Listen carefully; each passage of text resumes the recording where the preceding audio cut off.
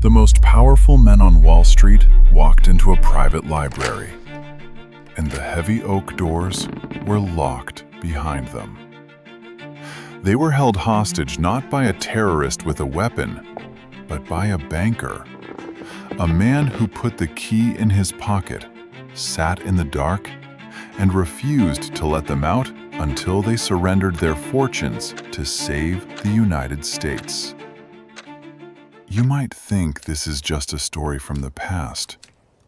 It is not. The corporate hostage tactics invented in that room are the exact same psychological blueprints that massive institutions use to control your money, your business, and your life today. If you understand what happened in that library, you understand how to hack the modern system. Welcome to Codex Legacies. Today we decode the man who bought an entire country. Most entrepreneurs are taught a fundamental lie, that competition is good, that you must fight your rivals for every customer, lowering your prices until your margins disappear. John Pierpont Morgan believed competition was a disease. It destroys profit. It causes chaos. And Morgan demanded absolute dictatorial order. While other businessmen were busy fighting each other on the battlefield, Morgan was quietly buying the battlefield itself. In the late 19th century, the American railroad industry was tearing itself apart. Dozens of companies were aggressively cutting prices to steal passengers from one another. They were drowning in debt. Morgan watched them bleed. He waited patiently until they were desperate, gasping for air, and on the absolute brink of bankruptcy. And then, the predator struck. He executed a hostile takeover strategy so violent, Wall Street named it after him. Morganization. Morganization worked like this. Morgan would offer a massive lifeline of cash to the dying company.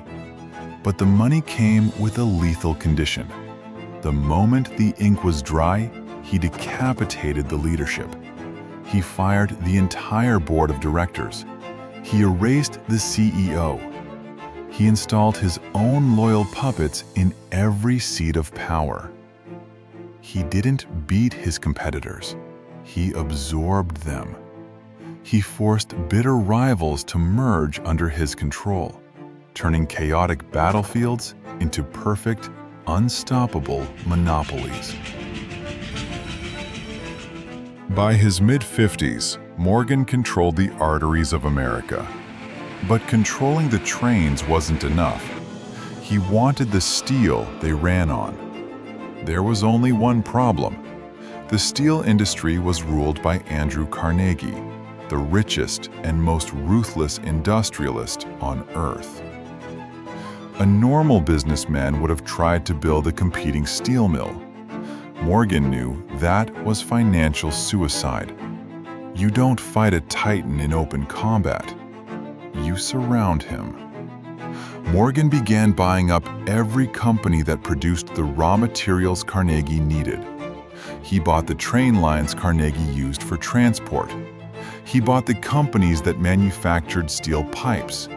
He quietly built an invisible cage around Carnegie's empire, threatening to completely cut off his supply chain and his clients. Then, and only then, he sent Carnegie a message. Name your price. Carnegie, realizing he was completely surrounded, wrote a number on a piece of paper. $480 million. An astronomical sum. Morgan took the paper, glanced at it, and simply said, "I accept." With one signature, he created U.S. Steel, the first billion-dollar corporation in human history.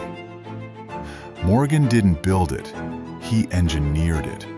But true power is only proven in times of absolute chaos. In October 1907, the American financial system shattered. A group of reckless speculators failed to corner the copper market.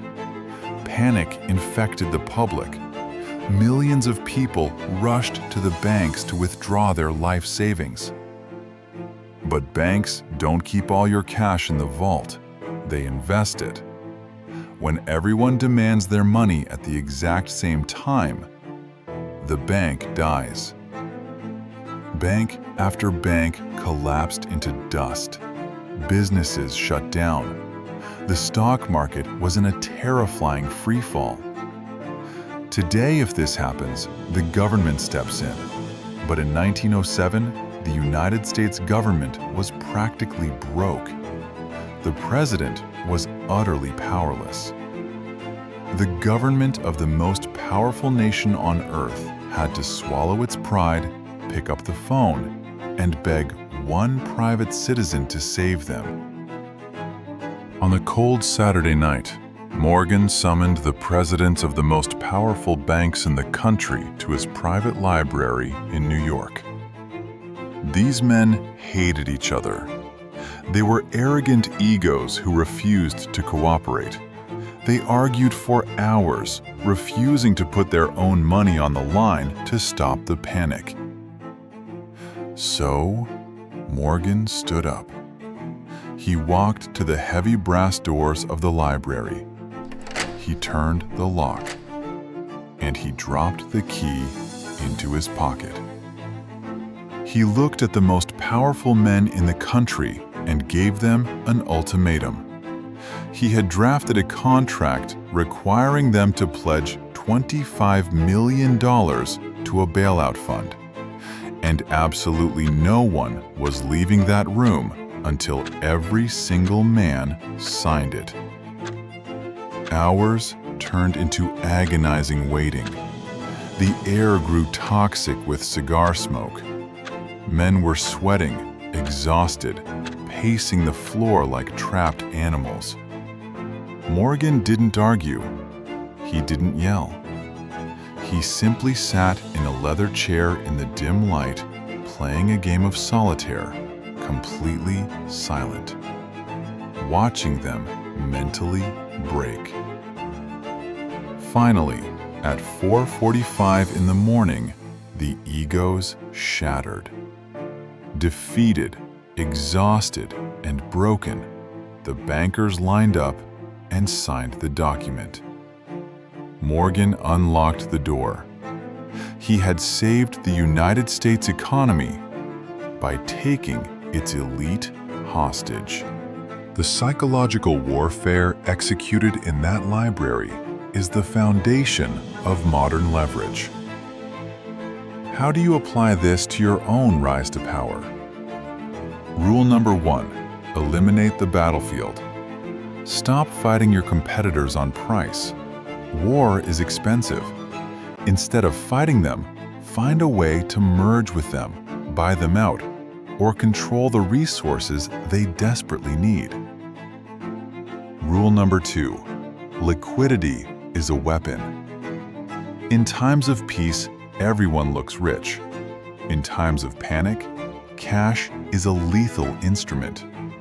Position yourself to have resources when your competitors are bleeding. That is when empires are bought for pennies. And rule number 3, own the environment. In every negotiation, the person who controls the room controls the outcome. Morgan didn't negotiate on Wall Street. He forced them into his home, onto his territory, by his rules. If you hold the key to the door, you hold all the power. Building this vault takes countless hours of research.